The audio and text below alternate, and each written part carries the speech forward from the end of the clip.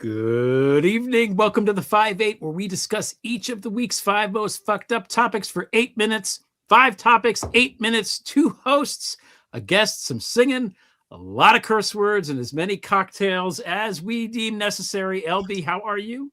I'm good. Drinking my water. How are you doing? I'm You're having good. your Manhattan?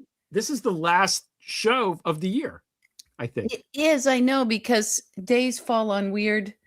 We've got holidays on. Yeah, we'll be back on January 2nd, which I think that's the Friday. But I think that's the Friday. Yeah, but otherwise we've got the channel will be dark. For this time we're gonna do holiday things. Yeah, I thought I wanted to do this at the beginning and sort of redact myself. Oh yeah, let's redact ourselves. Redaction. Full transparency. Full transparency. God, what a joke. It's such a joke. There are some images. I'm seeing some images trickle through that we haven't seen before. One with Jeffrey Epstein in bed, smiling at the camera. God knows who's taking the picture, with what looks like a toddler's legs off to the side. So I'd love to see hear what Megyn Kelly has to say about that. Oh, I'm going to say one thing about Jeffrey Epstein. In addition to all the other stuff about him that we know and loathe, he is a terrible photographer. These are terrible pictures. Just the composition and he sucks. It's awful. I can't believe we have to waste our collective time looking at this crap. We'll get to that. We'll get to that later. We'll get to that later. I have a little game that I wanted to play here at the beginning. Okay. This is a heavy show, kind of. It's a heavy show a little bit. We got a lot of heavy things to discuss. Okay. I wanted to start off with something a little bit lighter, just to kind of a festive Christmas mood, Okay. I'm ready. So as we know, Trump is trying to change the name of the Kennedy Center to the, the Trump Kennedy Center, which he's, by the way, not allowed to do under, U.S. law. Not that anyone pays any attention to that. Not that that stops anyone. So who voted on this were members of the board of the Kennedy Center. Now, this is the game. I'm going to read. I have 10 names on this list. I'm going to read the names. You tell me yes or no. They are a member of the board of the Kennedy Center. Oh, I'm so unprepared for this game. Good. I don't know. I don't know any of the names. names. That's why it's fun. Okay. Okay. All right. Here we go. Number 1. Because I don't care about this, but let's go. Okay. Number 1, Sergio Gore. Remember him? Uh-oh, Sergio. No. Wrong. He is.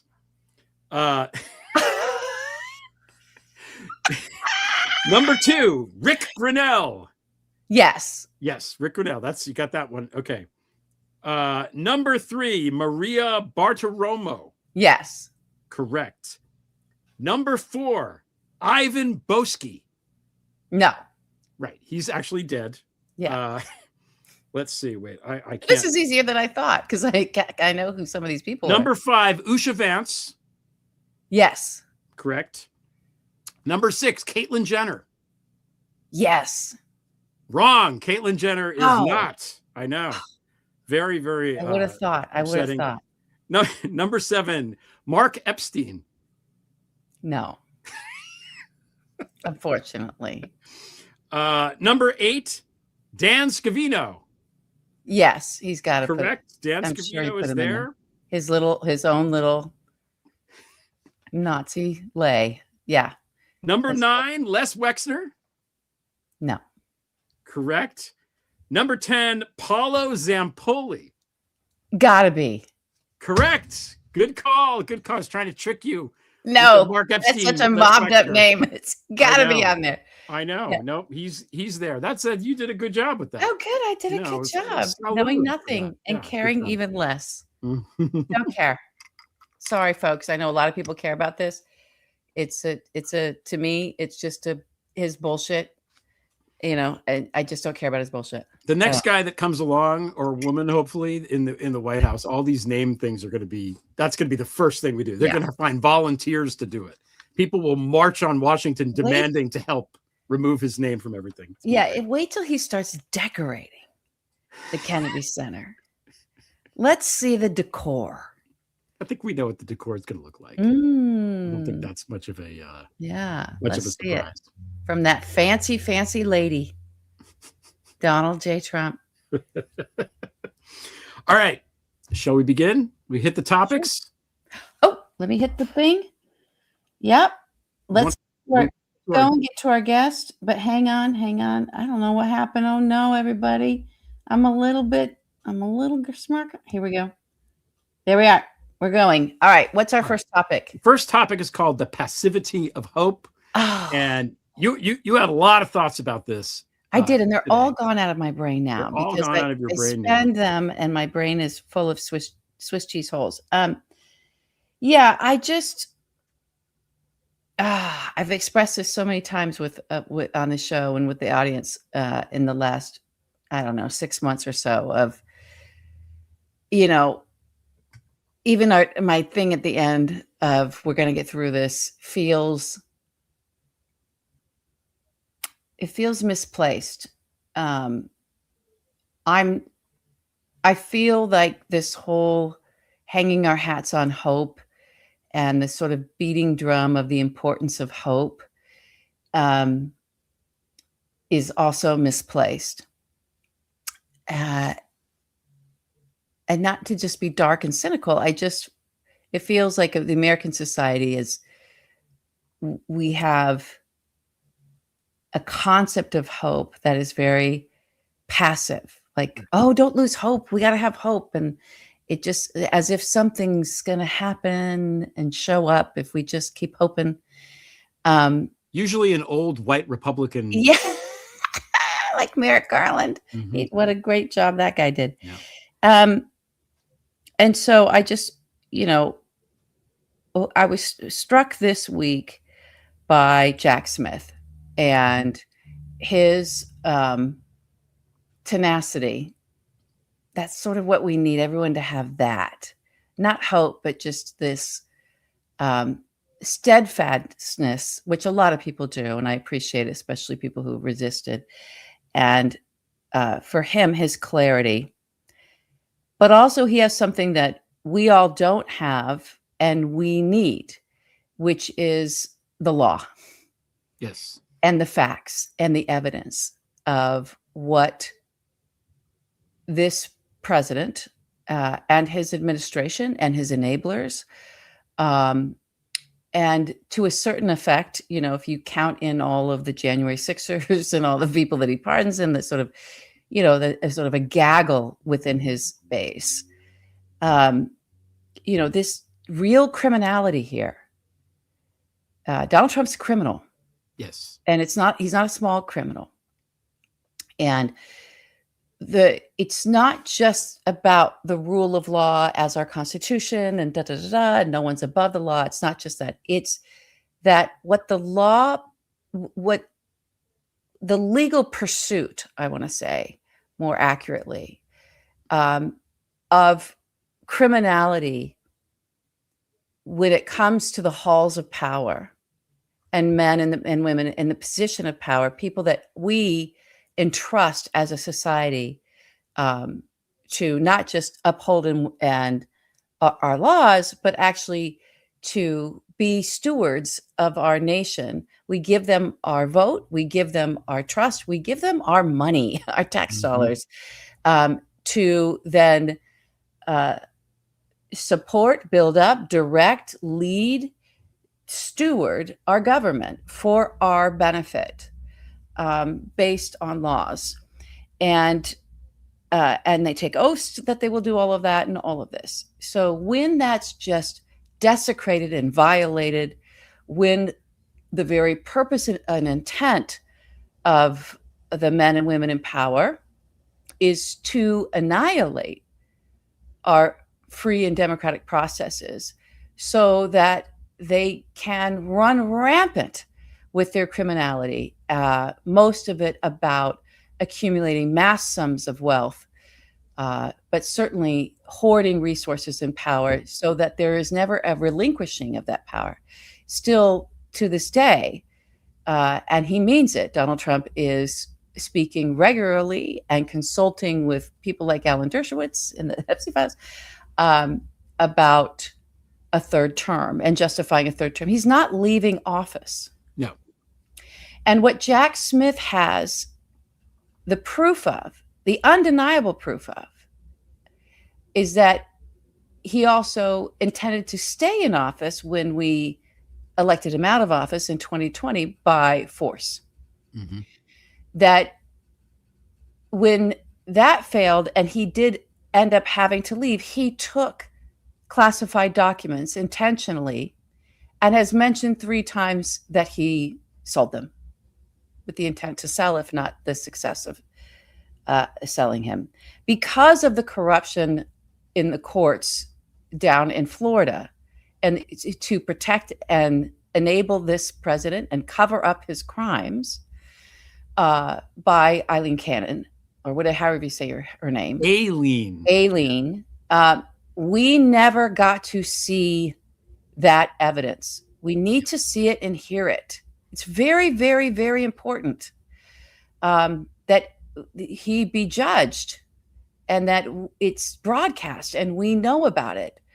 It's the same way that in the impeachment trial in the Senate, we didn't get the truth out of that either.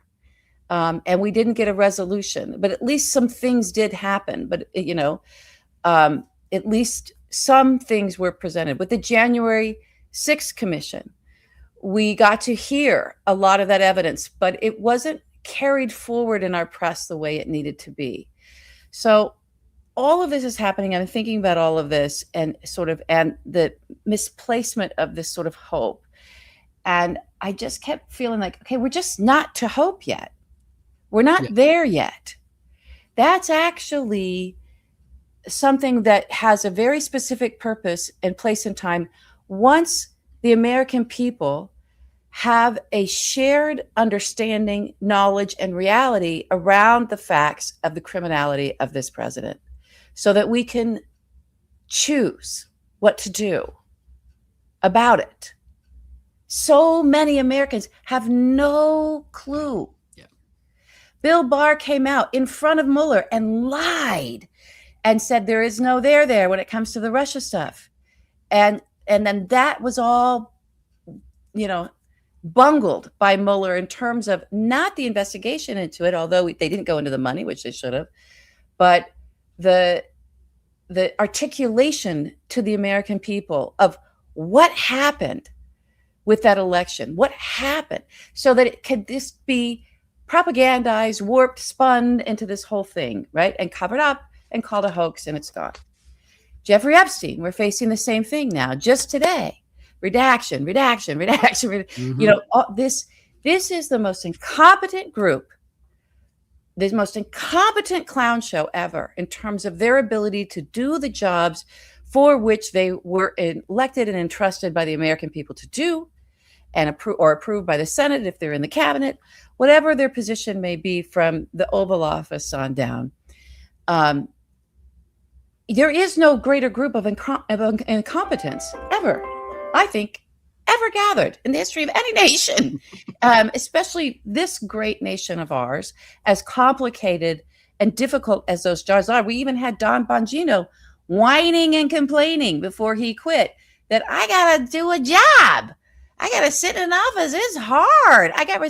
Because he doesn't get to just spew propaganda and nonsense and bullshit and whatever thoughts and farts he has that pass through his body into a mic onto a YouTube channel, which is how he was making money. He actually had a real job in the real world with tremendous responsibility at the FBI, where there was an expectation that but the people that worked for him, that he knew how to execute his duties in that position, which he did not know how to do because he was unqualified, because he's incompetent.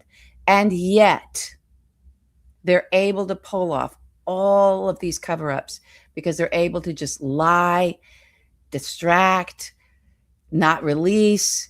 It's a big sort of fuck you, so what? Make us do it. We're not going to do it. We'll tell you we're going to do it. We'll say we're going to do it, then we won't do it, or we'll redact it. And what are you going to do about it? This is what's, Jack Smith, okay, come, but you're going to go do behind closed doors. We're never going to let the American people hear about this. All of this insanity. It's real madness to keep the facts and the truth of the criminality of this president, from whether it's the alleged raping of young girls to what he was indicted for and the grand juries came back for, of stealing classified documents, apparently selling them, to fomenting an insurrection, a grand scheme to steal an election by pressuring a fake elector scheme. All of this crimes everywhere you look, just being, covered up, shoved over, blah, blah, blah, blah, blah, blah. Right? It's unbelievable that these clowns are getting away with this. So there's no hope yet, everybody. We're not too hope. We need our Truth and Reconciliation Commission. We need our Nuremberg trials. I watched that film, Nuremberg. I was completely taken by two things. Russell Crowe is back as an actor. Wow. Fantastic. Film's uneven, but Michael Shannon plays the Supreme Court justice who was the lead prosecutor for the United States when it came to those in international court, the same international court that Jack Smith later on, decades later, came out of, right? So you kind of understand why his understanding of how important it is that the American people hear what happened and have the facts and the evidence presented in front of them. So Michael Shannon gives this pretty verbatim, but a much truncated version of the opening statement given by the character he played in real life at the Nuremberg trials. And basically it boils down to, you have to use the law. You have to hold these men to account for the sake of the world, for the sake of humanity. And they need their day in court as well. But that's the process, and the only process through which we can work this out, because there needs to be a collective understanding of the facts of what happened. The attack on reality that the Trump administration began in its first term and continued since, that is malevolent. It's intentional. It was the first thing that they did. Sean Spicer lying about the crowd size, which seemed very innocuous at the time. And that's when Kellyanne Conway said alternate facts. Alternative facts. That's what she was talking about, not specific. That has been the priority. The propaganda, the mouthpieces, the all of the lieutenants out in social media, all the information terrorists out there just weaponizing facts, twisting and turning. So I know we want to get to our guests, and I'm going a little long. I just feel like this is so important. Once we have that, and until we have that, if we get it, we need to fight for that. That is when hope comes in, because the hope that we will have then, that we need to hold out for one another, our fellow citizens, and our shared moment in history, is that we'll then make the right choice as a people. Right. A choice will be presented to us that we can take, and we will take it. I don't know. Even with all of that, I don't know. I think it will pierce the veil. The people who are his marks, those citizens, we need them in this shared reality based on the facts. And the one thing, I think the reason why, keep Jack Smith from telling anybody everything, because they know that the propaganda can't spin it enough.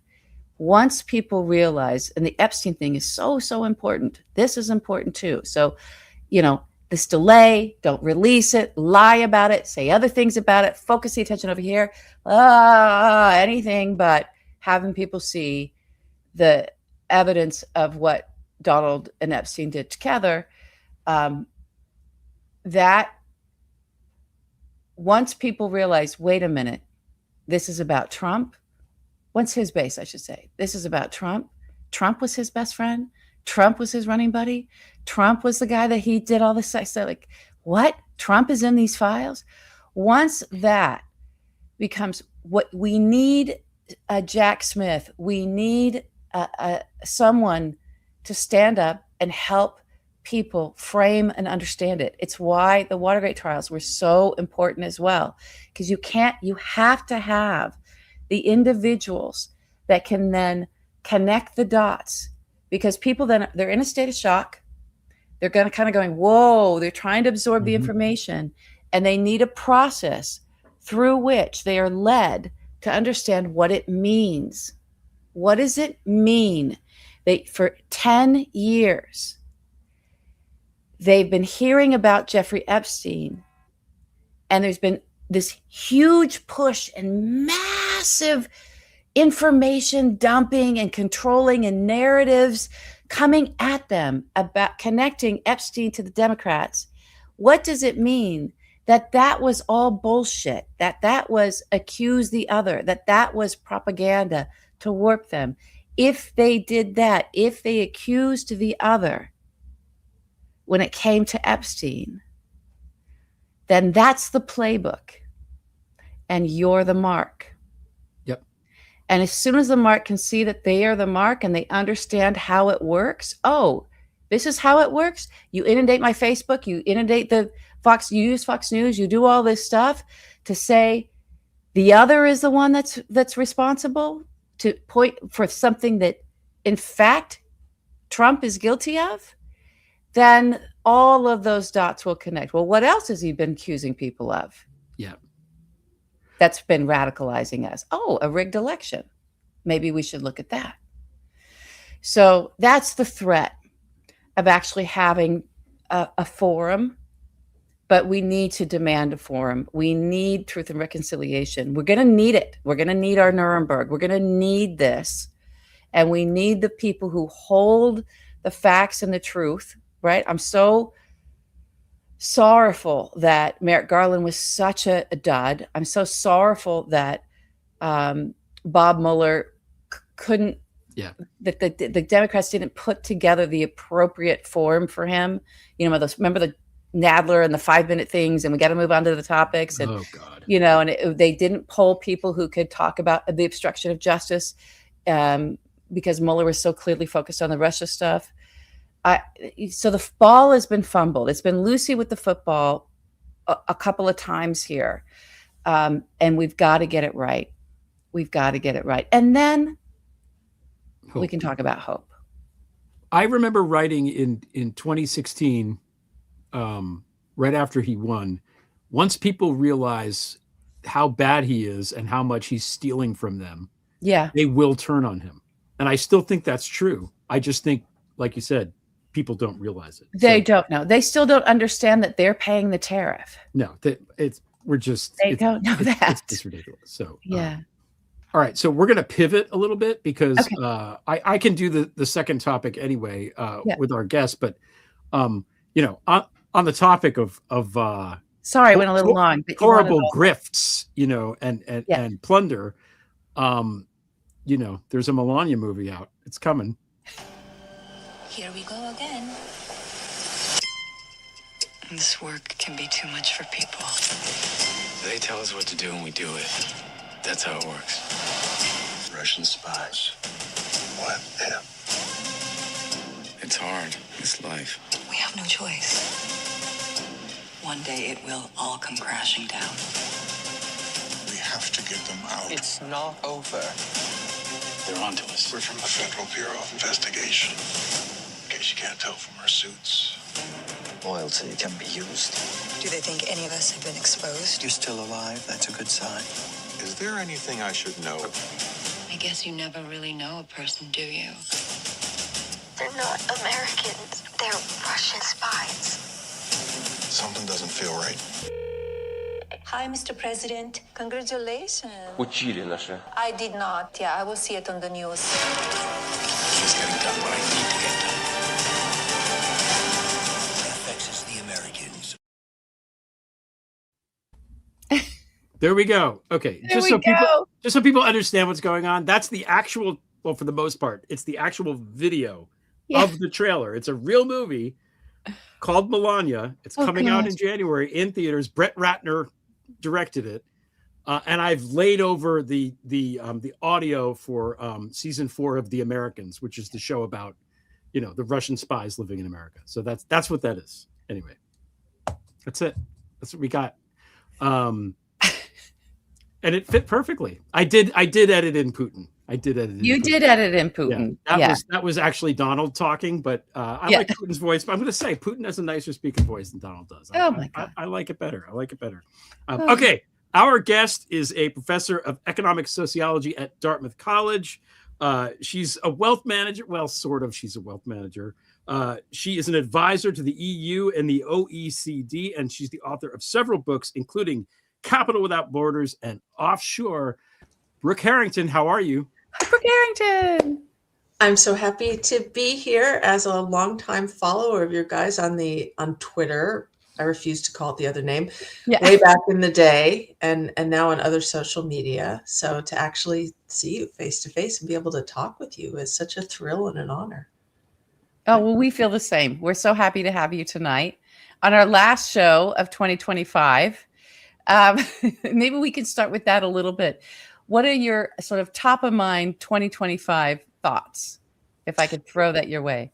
I was listening to you talk, use the word desecration, which I think it's a word that I think about a lot these days because it precisely describes the sense of something being defiled, but not just something sacred like a religious object, but elements of our secular religion. The White House, the whole East Wing has been amputated.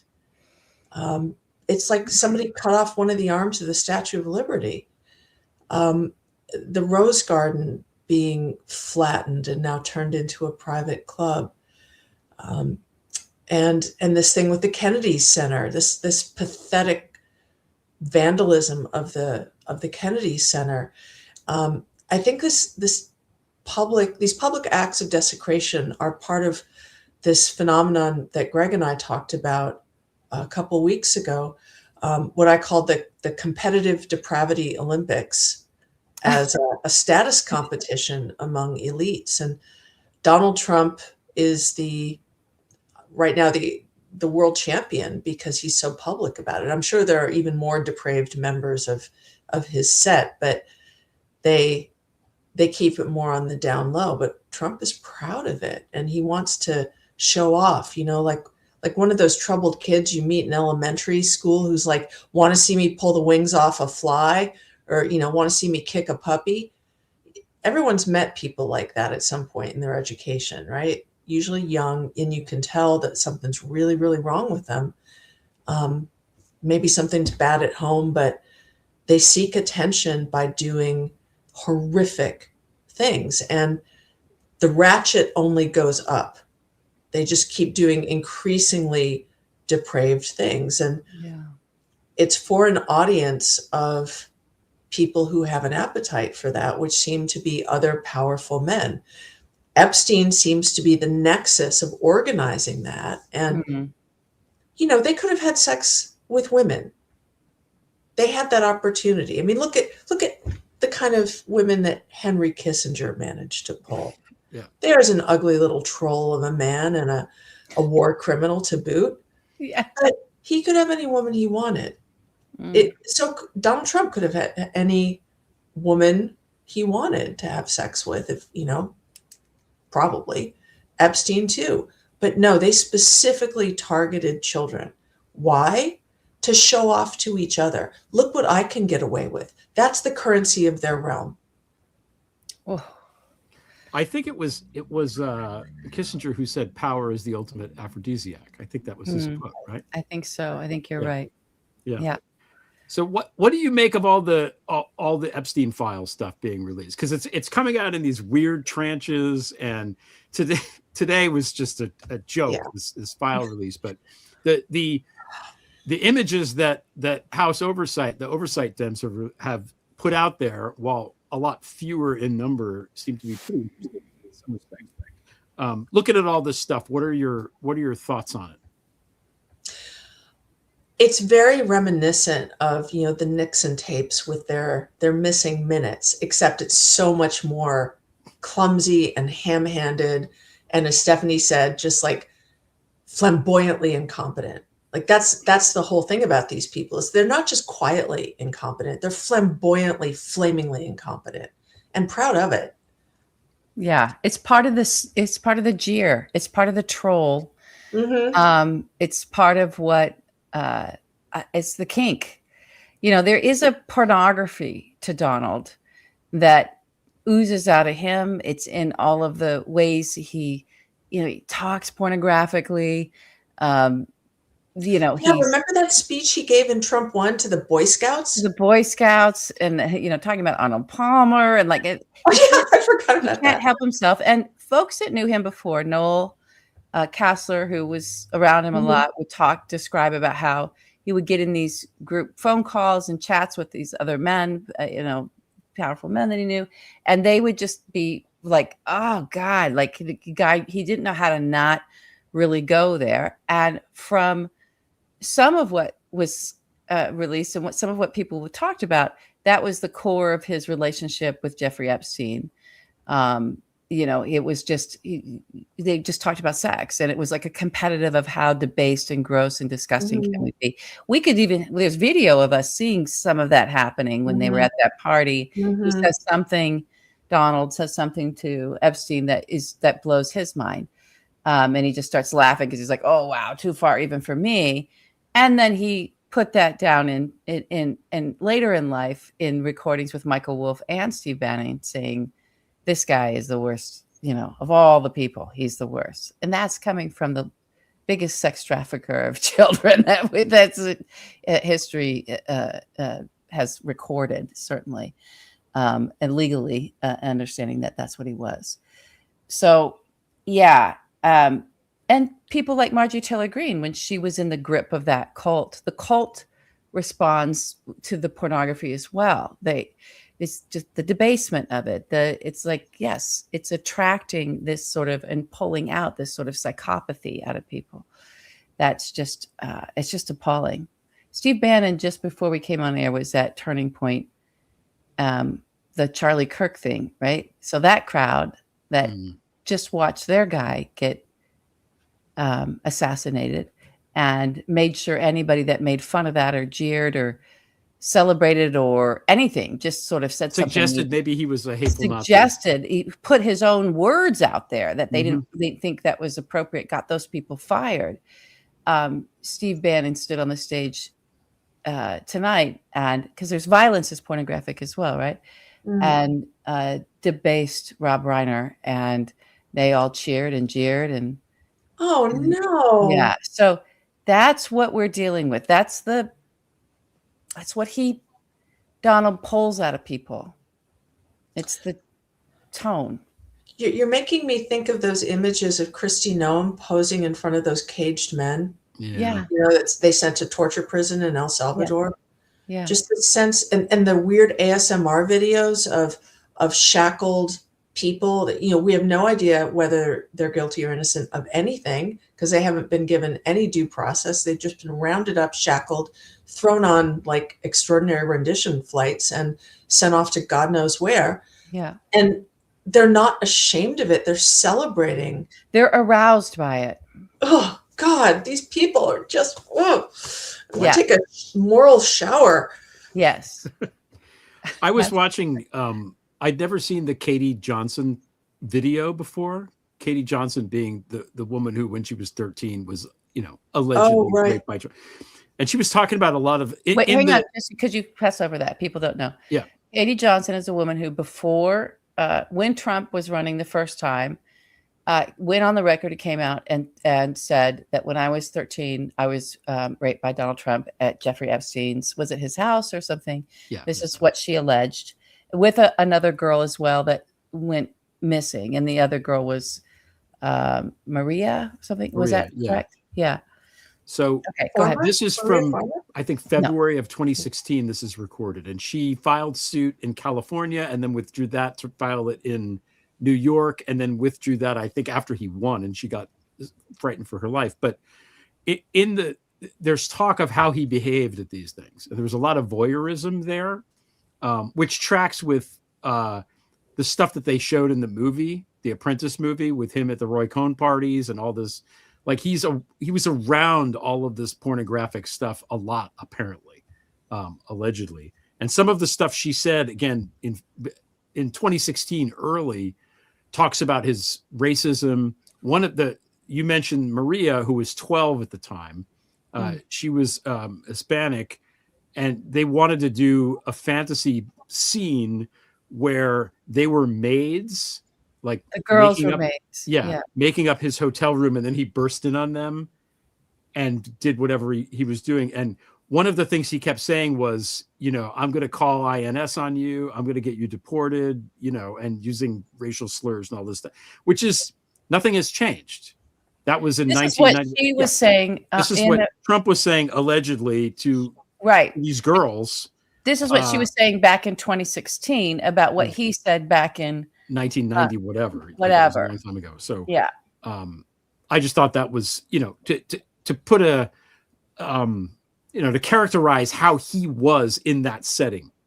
And that's his fantasy. You can't have the competitive depravity Olympics if you don't have an audience. People don't figure skate by themselves at home. It's not a thing that happens. So you have to have the judges giving you the perfect 10. Right. Or that's why they call it conspicuous consumption. In this case, it's conspicuous consumption of girls' bodies. Oh God. And it's very dark. Okay. It's very, very dark. I want to ask you, because I was going to talk about this Edge thing, this Edge Foundation thing in the second topic, right? So one of the things I went long. Sorry. That's fine.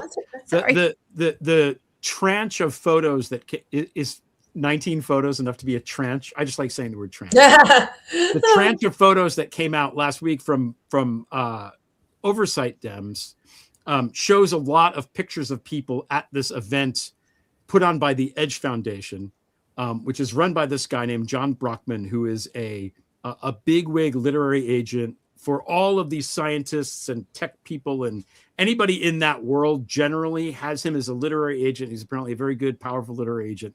Now he's retired and his son has the agency, whatever. But he put on these foundation events and these so-called billionaire dinners. And those photos were taken at one of these events. So when you saw David Brooks and you saw all of the Musk and Bezos and all these, it's a way of, he got all his clients together, which is not something literary agents generally do. And then he got all these billionaires together and all these tech people together, all in the same small space. And he did this every year, pretty much all the time. And Epstein, come to find out, was financing the whole thing, pretty much. Just, allegedly, I think. But it was written about by Yevgeny Morozov in the New Republic years ago, who also has Brockman as his agent, right? But he wrote about all this because he was appalled by it, that Epstein might have been founding this, but it was a way for Epstein to get in with this group of people that he otherwise wouldn't have access to. And a friend of mine who asked to remain nameless wrote this today. And this is the question, because I want to get your thoughts on this specifically. He said, looking back at big tech in the last 20 years, there's a tiny circle of influential people, hugely concentrated around the PayPal mafia. The amount of capital allowed them to pick winners in this thing. So if you had 3 different companies that were all doing the same thing, they would say, this is the guy. It was never the woman. This is the guy, right? This is the guy. They'd decide who would get, money from the next round of insanely amounts of capital. And he proposed, and I think this is interesting, CEO psychopathy clearly was a highlight of what they were looking for. And LB, it talks, it ties in with something you've said for a long time, which is Larry Summers was there when Zuckerberg, he's in the fucking movie. He's actually in the movie. He is. It's actually him. I think Peter Thiel is too. But anyway, what do you think about that idea of that these rich people, these are picking CEOs just based on how corrupt and, kind of how controlled they can be. Yeah. Or anything to do with those. Yeah. I would go farther than that and say that the bonding agent among all these men is misogyny. It's very specifically misogyny. It's bros before hoes with, fancy dressing on it.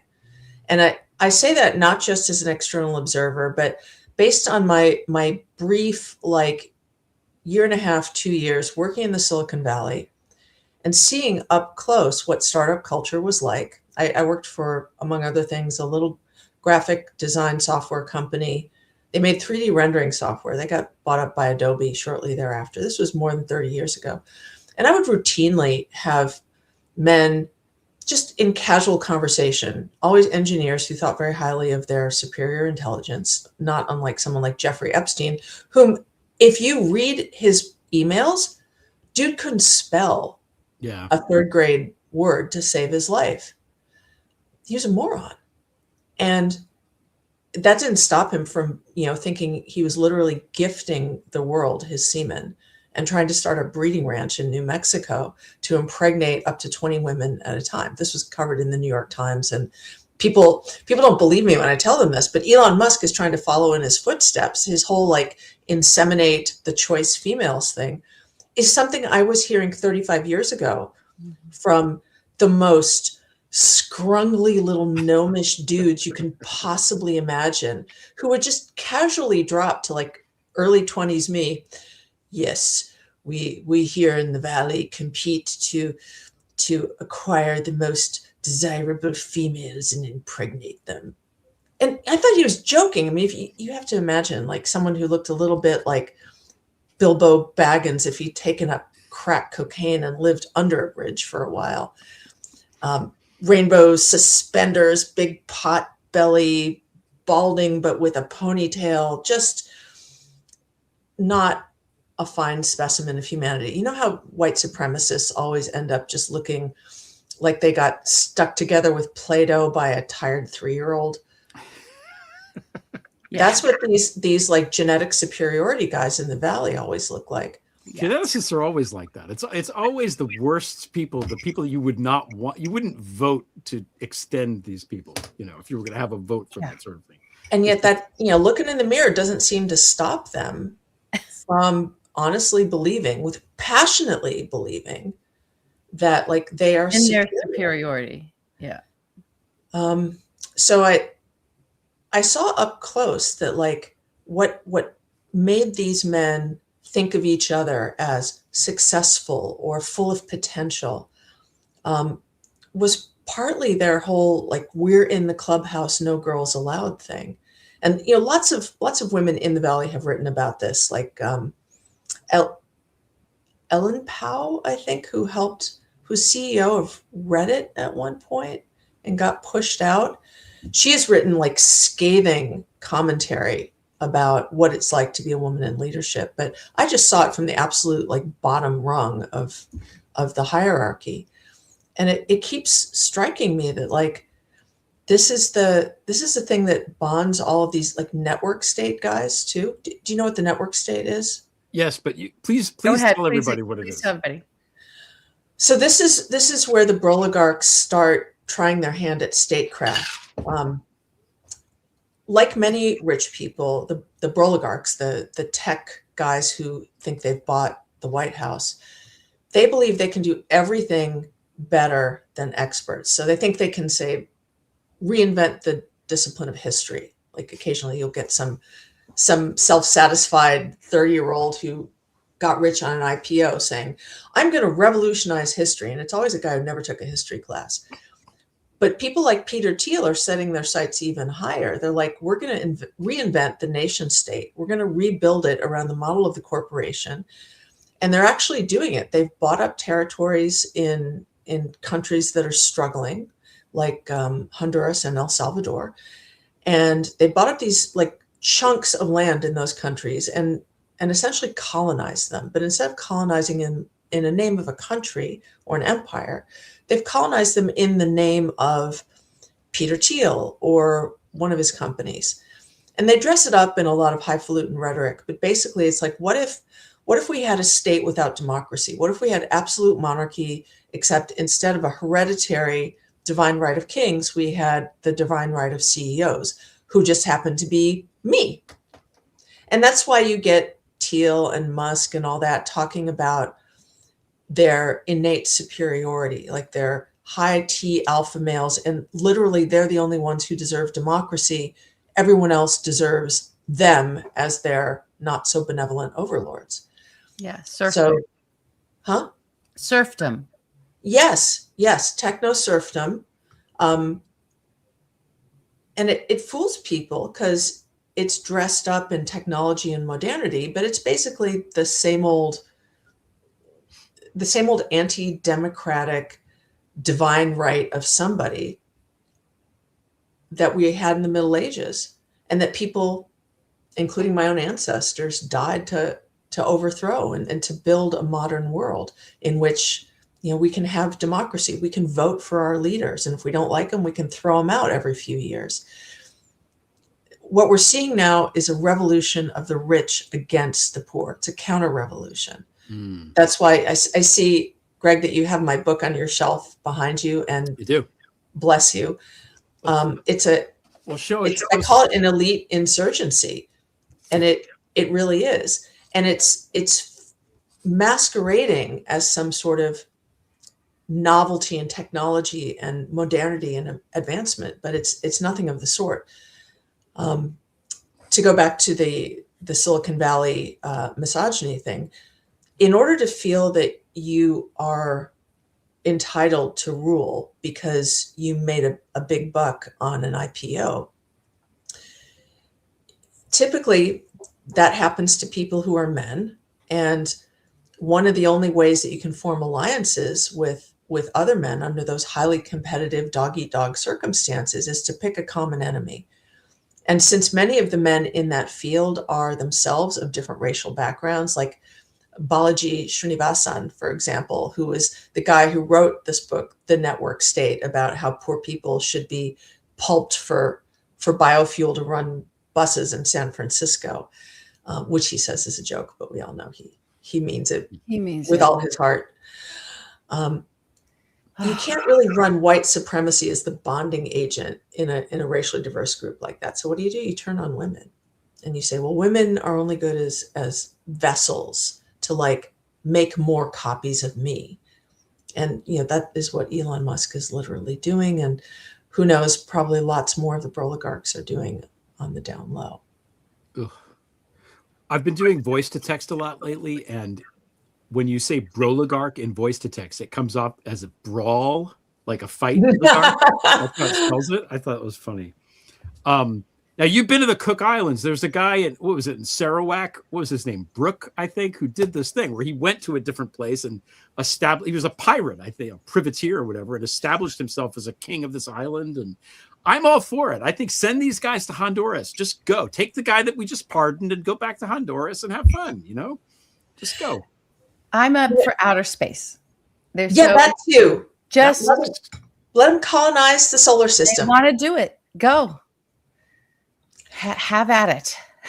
Did you see that? Is it true that Marco Rubio seems to have authorized private buccaneers to be vigilantes on the high seas in the Caribbean? I think I did read something about that. I didn't see that. It brings up the privateer versus now, what a privateer is historically is a pirate who has a license from the Queen of England to, basically kill all the Dutch people and steal his shit. Yeah. Letters of marque, I think those are called. Letters of marque. Letters of marque. Yes. Yep. So letters of Marco. That's perfect. Where we're at. That's good. That's perfect. You should post about that. But I think that is literally happening. And remember how I mentioned before, this is like a new form of colonialism. Yeah. And literally they're playing all the greatest hits of the colonial era, including like, let's rape and pillage the peasants. And the rape part is where Epstein comes in, and the pillage part is also part of where Epstein came in. But, Trump is really, for leading that charge. Yeah.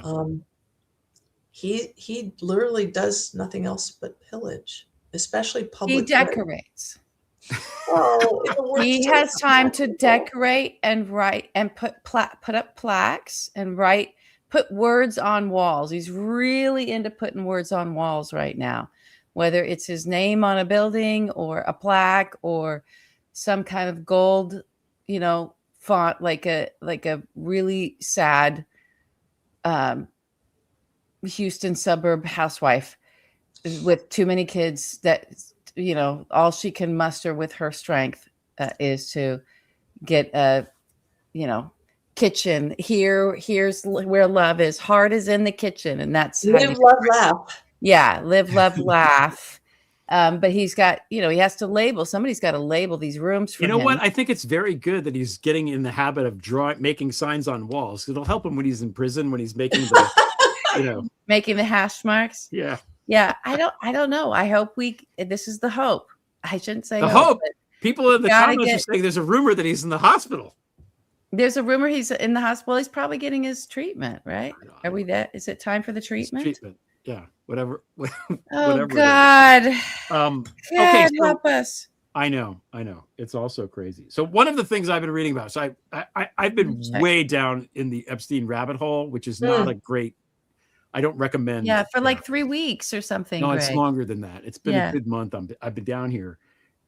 So I encountered this guy, not in real life, but named Ian Osborne, who appears to be kind of the next Epstein, not in the sex trafficking way, but in the way of, hey, I'm a guy no one's ever heard of before. No one in the general public knows who I am. I have this really secretive investment fund that if you do business with me, you have to sign an agreement that you're not allowed to talk. It's like Fight Club as a investment vehicle. It's called Hedo Sophia, which is one letter removed from Pedo Sophia.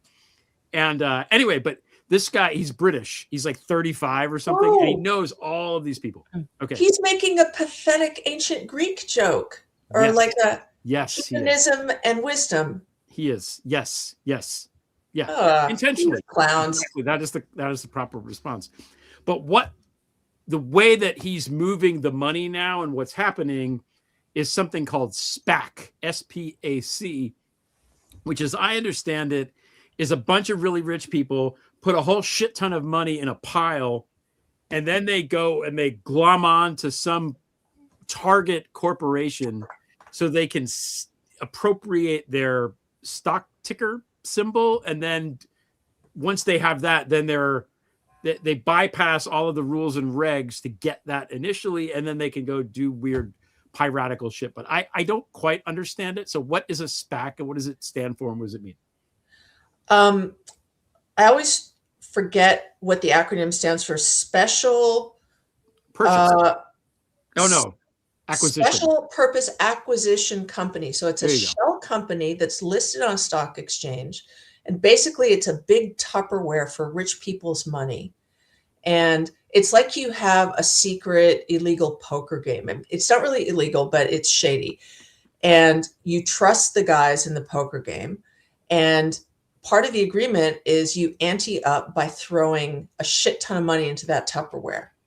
And then the guy who's running the table says, trust me, and then uses your cash and the cash of all the other people who have anteed up to go buy other companies that are not yet publicly listed and to try and make them profitable by making those companies public without their having to go through the IPO or initial public offering process, which is highly regulated. Mm-hmm. So even though we have kind of laughable regulations in this country, even the little that we have is still too much for a lot of shady characters. So, just to go back to someone like Peter Thiel, for example, he's using the offshore system to do like experiments on human beings that are not allowed by the Food and Drug Administration, like stuff that is wildly unethical. He goes offshore for that. Special purpose acquisition companies are also used as workarounds by rich people who want the benefit of the law. They're not anarchists. They want the law to protect their contracts and their property rights, but they don't want to be constrained by the law because that limits, in some respects, how rich they can get. They want to be unlimited on the upside, but totally protected by the government on the downside. And that's how you get things like the 2008 financial crisis, where all these people knowingly took insane risks with other people's money, happily pocketed their private gains. But the minute they started to lose any money, they were like, please, government, can I have some money? Or they insured themselves against that, which you're not supposed to be able to do, and then that fell apart, right? And then it was, it's a step process of, we've got all these backups in ways that, we can make ourselves, quote unquote, too big to fail, but there'll always be a bailout for us. Exactly. And if you remember, the original too big to fail case study was long-term capital management in the late 1990s. I'm talking the previous century now, folks. You may not remember this unless you're over 50. But long-term capital management offered the same deal as this Hedo Sophia SPAC you're talking about. And that was, I'm really smart, so you should give me tons of money, but you can't talk about it and you can't ask me what I'm going to do with it in advance. Just trust me. And in the case of long-term capital management, that company, that investment company, was run by 2 Nobel laureates and the most famous bond trader on Wall Street at the time. So people did trust them. They had incredible reputations in social capital. And they promised their investors like the kind of returns that should instantly make your internal fraud alarm go off, like 20% a year, which is double the Dow Jones Industrial Average return.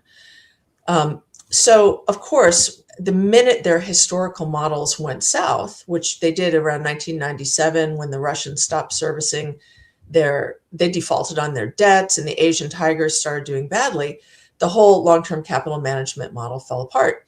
And the wunderkinds were suddenly not doing so well.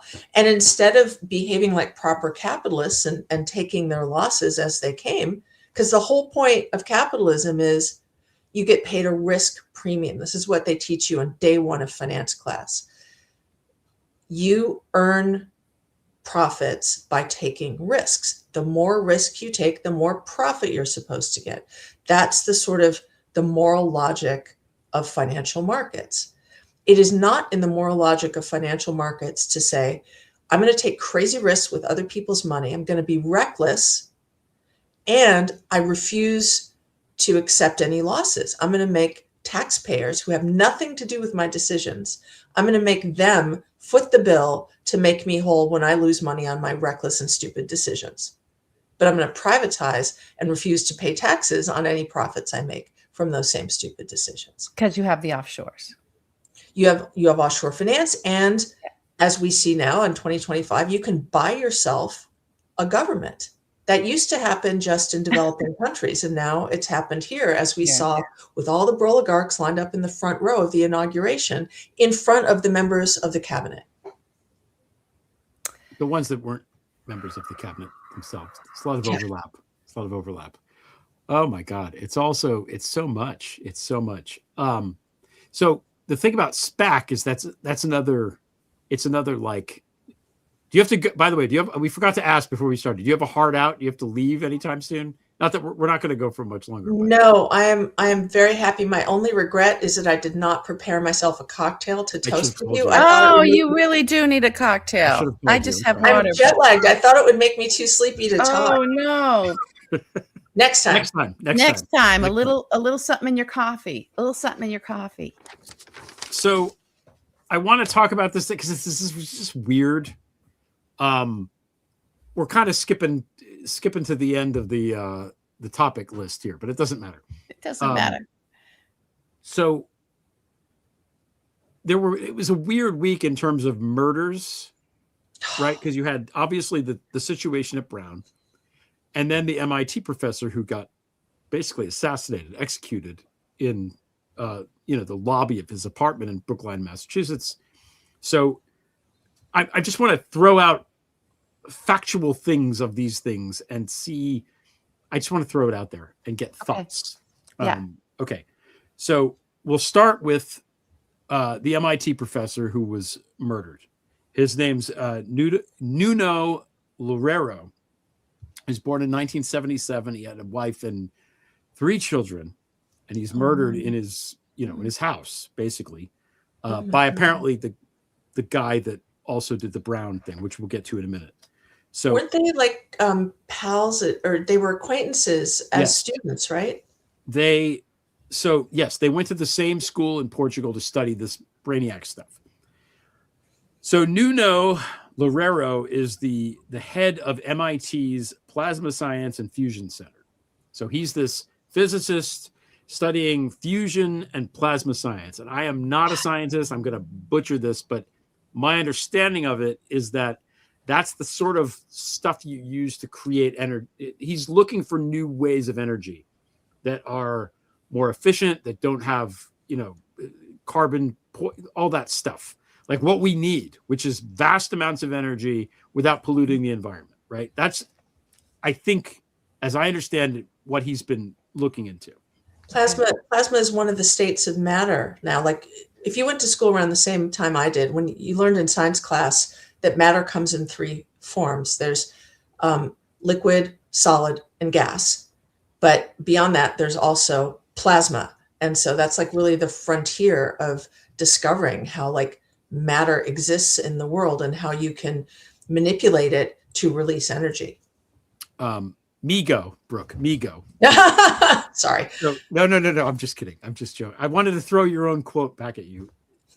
Steph, Migo stands for my eyes glazeth over. It's okay. Yeah. Okay. Okay. So that's who he is. Yeah. He's studying magnetic reconnection and fusion plasma.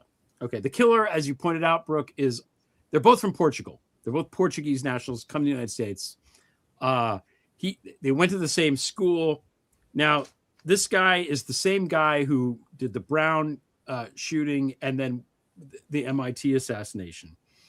Now, somebody posted this, an account called Nerdy Addict on Twitter put it up here, and I haven't checked it, but I assume it's true. If you look at Brown's course planner, it shows the physics final schedule for that exact date and time when the killer came in the room that he came into. But he went to the lecture location and not the finals location. So he wound up killing the wrong people. But he was trying to kill the physics people at Brown. That's plot point number 2. So we have the MIT plasma guy. We have this guy going around killing physicists for some reason. Plot point number 3, randomly, just out of the blue, December 16th was the murder. December 18th, the Trump Media Company merges with a company called TAE. Run by Devin Nunes, right? Also Portuguese. I haven't heard that name in a while. Yeah, that's because he's making money hand over Central Valley up to these days. Trump Media merges with TAE Technologies, which is a fusion power company. Their proprietary concept is plasma physics. So what's happened is a physicist studying plasma and fusion is killed like 2 days before the Trump company merges with a company that does the exact same thing that the guy was killed for. Probably total coincidence, but really weird. That's it. I just wanted to throw it out there because these are things that happened this week and they're very strange because I'd never heard of plasma fusion or any of this stuff. And now suddenly we get it 3 times. And I think there's like a $6 billion, there's a lot of money that changed hands around this new company of Donald's. So, and apparently the fusion thing is years in the future and may never happen or whatever. But I don't know. Do you know anything about this plasma fusion? Anything? I don't know. Not to get conspiratorial. I just want to throw out these. No, it's just strange. It is. It's either this big, great, big, vast, as you were saying, Brooke, new frontier, and so everyone's trying their like crypto, like you know what I mean, like before we kind of understood what crypto was. But all of a sudden people are talking about crypto and, oh my God, we got a crypto guy killing another crypto guy. And then there's a crypto company.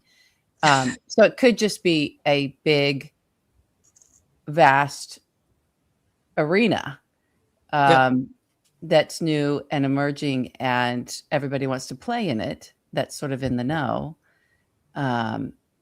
Or I don't know. I don't know what else it could be. Yeah. It's just weird. And I needed to can I just ask you guys both this? And Brooke, I want to hear what you have to say about it as well. But isn't this one of those things where Kash Patel came out and said, we've got the guy, like he did with Charlie Kirk? And wasn't the Brown murder, this whole thing, didn't Kash Patel why does he chime in on some of these things and with all the wrong information and kind of fuck up the investigation? It seems like he's trying to save his job. At least from what I've read, he's kind of hanging by a thread in his current role. Maybe. And he's desperate for something to make him look competent instead of like a guy who like flies around at taxpayer expense to see his like JV level country singer girlfriend perform. And he wants to look like he's doing something, but from what I understand, the killer was actually identified by like a rando on Reddit. Yeah. Yeah. Somebody who went to Brown, like a guy that Yeah. that talked to him and was like, Yes. posted that on Reddit and told the FBI to, it was not, but to be fair, most things I think that the FBI solves are tips from people that were around. Yeah. So it's not necessarily, bad. But he came out ahead of all of that and was like, we have the suspect. And then the local police had to say, no, like there's a thing between what happened in Rhode Island, the local agencies and the FBI that got really sideways on the FBI's behalf. And I believe because Koff Patel came out and got ahead of it all like he did before. It's just something's going on, that, not to be conspiratorial, but just really something's truly off. Even for an incompetent clown, you're the FBI director, and he sets his sights on very specific things, and we don't know why. He likes publicity. I mean, I think that's part maybe of it. Attention. I think his deal is, I think you're right. Personality disorder. Yeah. Did you guys watch Chernobyl, the television series? Oh, sure. Do you remember who Dyatlov was? The guy who ran the plant and forced the engineers to do this dangerous test. It basically caused the disaster. Koff Patel reminds me a bit of Dyatlov. He's just like, he's reckless. He's remorseless. He's just like me. Like Dyatlov's whole thing was, yes, I will risk the lives of the entire town of Chernobyl and everyone I work with for sure, because I want my goddamn promotion and I want it now. And I've waited long enough. And the only thing standing between me and the promotion is this test. So we're going to do it tonight. And Koff Patel, in his case, he's not looking for a promotion. He just wants to stay FBI director, I guess, so he can pull his own little Kissinger routine on his JV country singer girlfriend. Because like otherwise, come on, he's like this wall-eyed dude, wonky eye, always looks kind of alarmed at something. It's great. My new name for him is Pooh Bear because he's so into the honeypot, isn't he? So. But like he's never going to get that pretty young lady to date him if he's not FBI director, if he's just like working some desk job somewhere. That's not enough for her. No. I think, we aired in this show. We should have made the entire show about the podcast on Katie Miller's podcast about them, expressing their true love, which I found it really sweet. I did not. It gave off Paul Erickson and Maria Butina singing the Beauty and the Beast song. I miss this. Katie Miller, Stephen Miller's wife, and Elon Musk's employee. Right. Oh, so with Elon, they confess her love. No. She has apparently a podcast, and Kosh and this woman came on and talked about their relationship, and it's very hard. It's very hard, Steph. It's very hard to. It's hard to maintain a relationship when you have to go around the country in a plane. Patel was doing this while the manhunt was on for the Brown killer. That's what he decided to do with his time. This is my point. They have time for everything but their jobs, and yet are somehow, pulling off these cover-ups. It's just at some point the wheels are going to come off all the wagons, and there's a readiness that needs to be there. We're all off the wagon, we're all off the wagon. But I'm going to keep requesting that the moment is met with preparedness and seriousness to actually have open hearings for the American people, so that everyone can learn what actually is happening, what these people are doing. Like South African style Truth and Reconciliation, like what they did in Guatemala after the death squads got stopped. But on top of that, I feel, to go back to your theme of desecration, I feel like there needs almost to be a national smudging ceremony or purification, because how the J6 rioters smeared the Capitol building in feces? Yeah. I feel like our whole nation has just been like frosted with feces. Yeah. And we need to clean ourselves spiritually. It's a weird thing to say. I've like never had this thought about a political system in my life until now, but that's how dirty and gross and defiled I feel as an American. Like I need a Silkwood shower, and my passport does too. Well, on that note, that is the best end note we've had in a long time. I'm going to make it the end note. I need a Silkwood shower, and my passport does too. Oh, Rebecca. This has been, this has been This has been good. Yeah. Brooke, where can people find you online? BrookeHarrington.com and on Bluesky at EB Harrington. Okay. Okay. I love it. And let's show the book one more time. Oh, yeah. Oh, you're so kind. Thank you. This is very high tech of me. Yes. Yeah. It's a little book. It's only 120 pages. It's great. Everybody should read it, as I've been Everyone saying. should read it. Okay. And they can get it at Amazon, all the usual places. All the usual places, and it's been optioned for a streaming series, believe it or not. I want to tell you especially, Stephanie, because we're looking for writers. The producer is like trying to like turn it into a fictionalized series about an intrepid wealth manager. Okay, well, you can email me. We can talk. I like the intrepid wealth manager thing. This is going to be good. I like this. Yeah. Well, okay. So when we didn't do an announcement, we totally mixed around the order this time, but that's fine. So again, this is the last episode before the holidays. It's the last one for the year. So everybody, please have a Merry Christmas. Have a Happy New Year. And speaking of Christmas, I think we're going to end on this before we go to the final credits here. But we got an early Christmas present, guys. We got an early Christmas present. It's the only way I'm making it through it. We did. We're going to get through it. We're going to get through it. Shannon, they're not quoting my friends. Those names are not included because they are false smears. I was attacked. To be fair, there are a number of names of people. Just to be fair, there are a number of names of people who are quoted in the article. Shannon, let me people can read it for themselves. This is a false smear, and let me tell you a fact, Shannon. In 2016, I was attacked as the only elected Republican from the Northeast who voted for President Trump. Because they quote you on a radio station calling him insulting to women. Is that a misquote? Did you not say that? I said the statement that the Democrats leaked out in 2016, that was insulting. However, Shannon, I